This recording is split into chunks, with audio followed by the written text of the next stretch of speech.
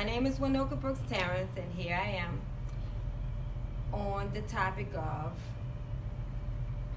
should your family members be allowed to take care of the terminally ill patient?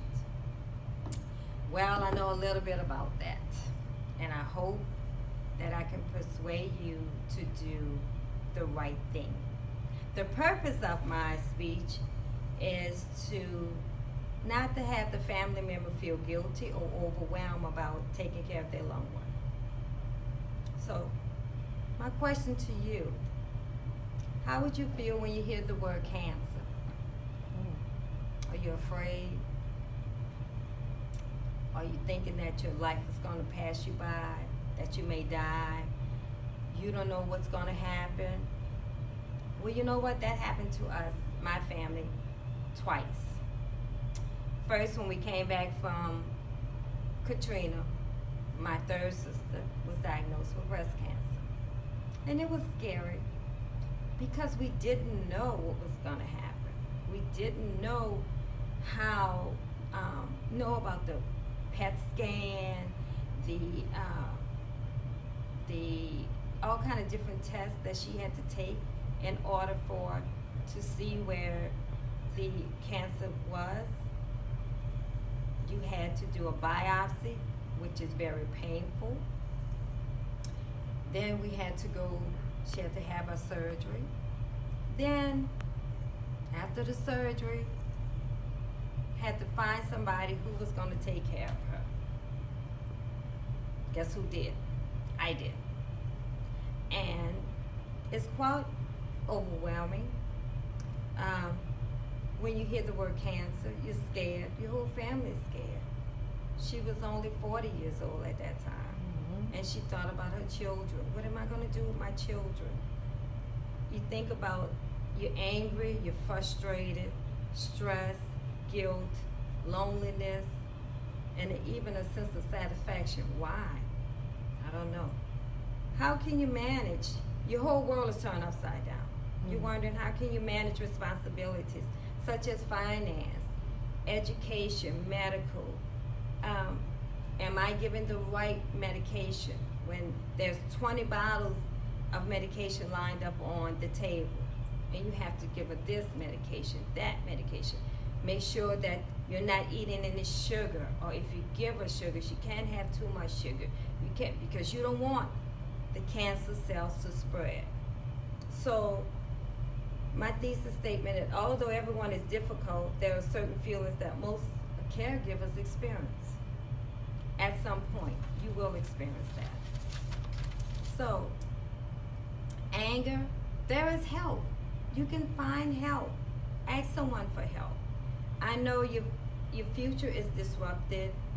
You believing that your family or friends can do more for you, but you don't know what you want them to do. So, and there's a whole shift in the nature of your family relationship, because you have one person that is very ill. So how did that make me feel? I'm taking care of someone who is ill. What does she want? Am I saying the right things? Am I doing the right things? I don't know. One day we had a cry. All 5 of my sisters at that time. We sat on the bed and we cried because we didn't know the unknown. She lost her hair. She lost weight. She had to have a mastectomy, and she had to have reconstruction. And all of that played a role in me helping them. By me being the oldest, my mom was still living at that time, so I had to take that part.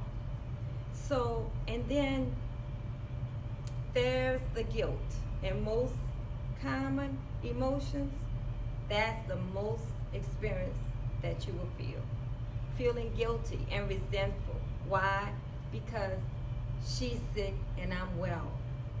My question, why? I know we're not supposed to question God, but why did it happen to her and not me?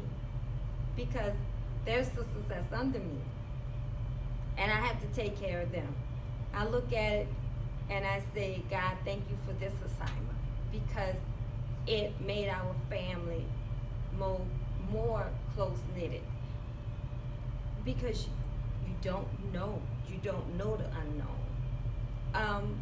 Stress, yes, you have headaches, you're sleeping, pattern is off.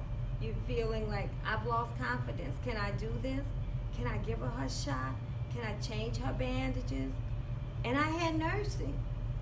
I have a associate degree in medical assistant. I had the experience. But when it's your loved one, it's totally different, because you don't know if you're hurting her, what she wants, and at times you ask, what do you want me to do? And she said, I don't know. I don't know what's going to happen. And then one time she told me, if anything happened to me, you have to take care of my children. So I was feeling lonely at that time. I was feeling stressful because I didn't know what was happening. We all didn't know what was happening. Then she had to go every month and get checked. And that put, the blue light came on in our family for our girls to go and get checked.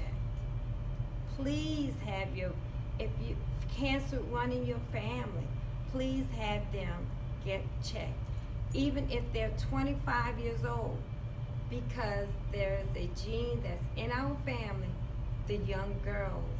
Now they've come to find out that men can have cancer. We never knew that. So the men can have cancer also. But please let them go and get checked. It's something, it will save your life.